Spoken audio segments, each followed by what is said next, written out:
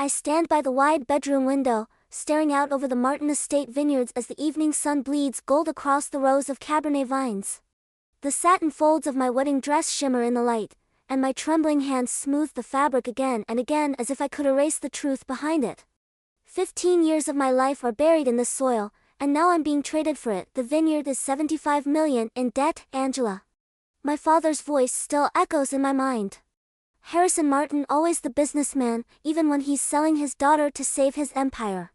Julian Vance, his latest investor, has agreed to cover the debt. In return, he demands me as his wife. 3 days ago, I'd stood in my father's office, still holding soil samples from the North Block. I'd thought he was joking until he slid the foreclosure notices across the desk. My mother appeared in the doorway, perfectly composed, her tone sharp as ever. For once, Angela, you'll be useful beyond soil reports. Now, outside my window, everything looks like a dream. White chairs, floral arches, crystal glasses glittering in the courtyard. A beautiful lie. Inside, we're drowning. 47 families depend on this vineyard. I can't let them lose everything. So I'll play my part. In the mirror, a stranger stares back, calm, poised, wearing resignation like armor. I've given this place my youth, my work, and now my future. A loveless marriage feels almost logical, the final business transaction in a lifetime of duty. The ceremony is flawless, picture perfect for investors. Guests whisper about how serene I look, mistaking numbness for grace. My father walks me down the aisle, smiling for the cameras while delivering his daughter like collateral. Julian Vance waits at the altar, tall, composed, eyes sharp and unreadable. When his hand closes around mine, I see calculation, not affection. The vows mean nothing. The contract is the only real thing between us. And yet, later that night, under moonlight and wine, something shifts. Julian isn't just a cold businessman, he knows secrets. He hints that my father once owned only 40% of this vineyard. That everything, including my family's power, is built on someone else's loss. Curiosity overtakes fear. Together, Julian and I dig into the past, old letters, journals, soil records. They reveal a buried truth. My grandfather, Silas Croft, once owned this land. He'd fought my father over banned pesticides, over ethics, over the soul of this vineyard until a tragic accident silenced him forever. One night, following clues from Silas's journals, Julian and I uncover a hidden cellar beneath the oldest vines. Inside lies a forgotten laboratory filled with distillation tools, glass vials, and aged notes, not for wine, but perfume. Scents crafted from vineyard botanicals, exactly like the business idea my mother mocked years ago. As I hold those dusty journals, realization hits. Silas's dream was mine too. My parents didn't just destroy a man. They buried a vision. And I, unknowingly, have resurrected it. From that night forward, Julian and I are no longer captor and captive, we are allies. Partners in unearthing the truth.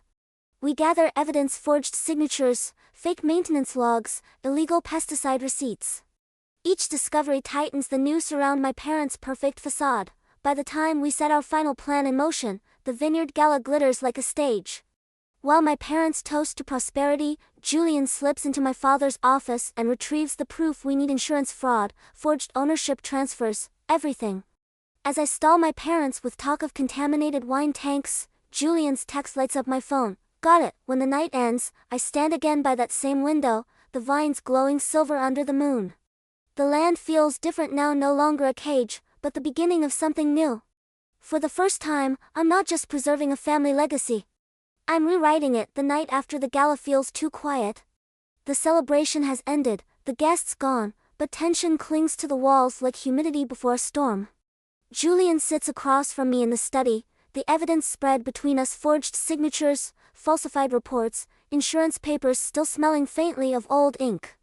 Proof that my parents built their empire on lies and blood. My hands shake slightly as I stack the documents.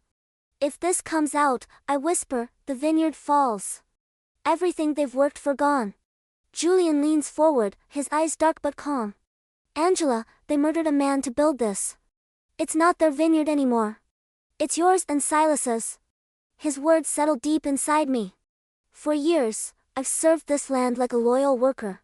But now, I see it differently, not as my prison, but my inheritance. We decide to act carefully. Public scandal would destroy not just my parents, but the people who depend on Martin Estate. The workers, the families, they deserve protection.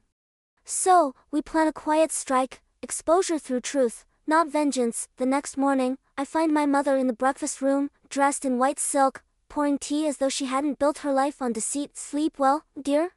she asked sweetly. "Well enough," I reply, meeting her gaze.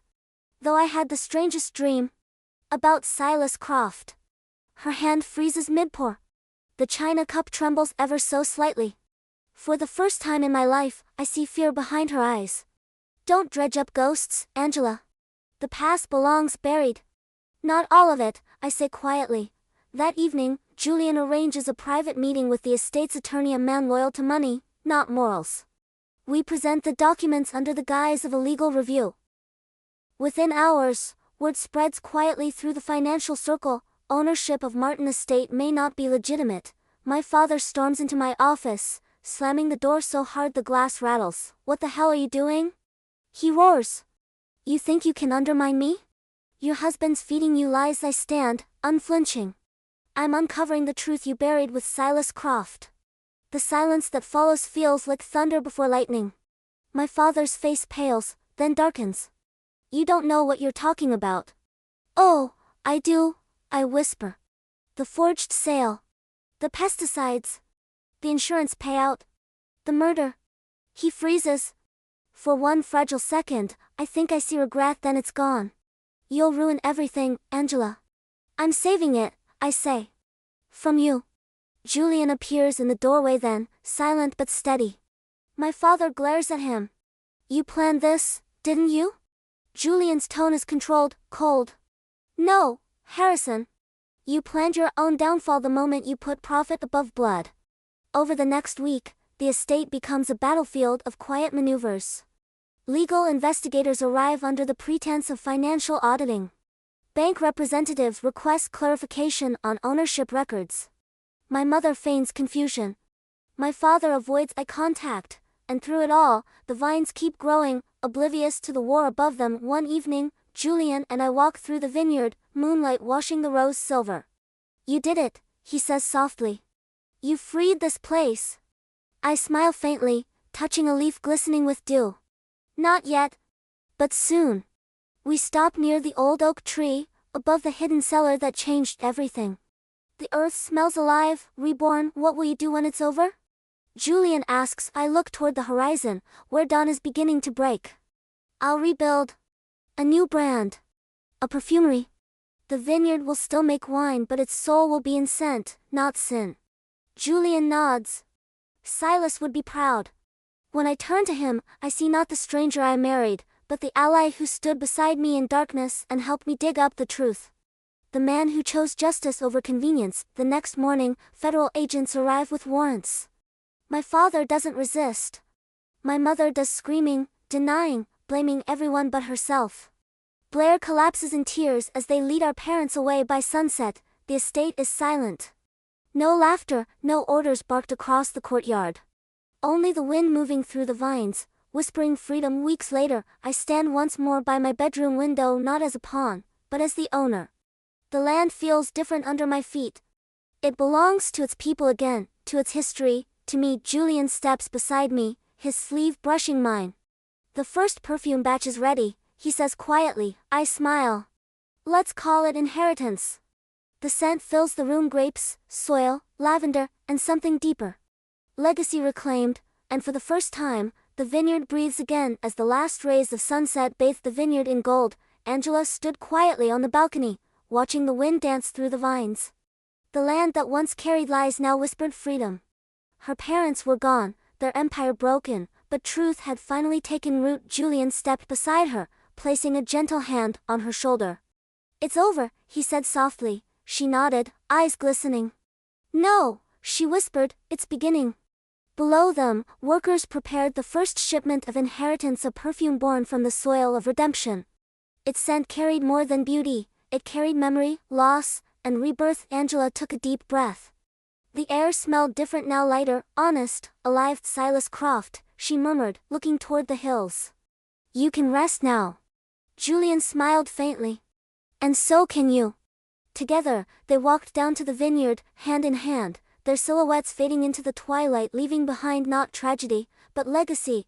The vineyard lived on, pure and eternal, and for the first time, so did Angela. 药草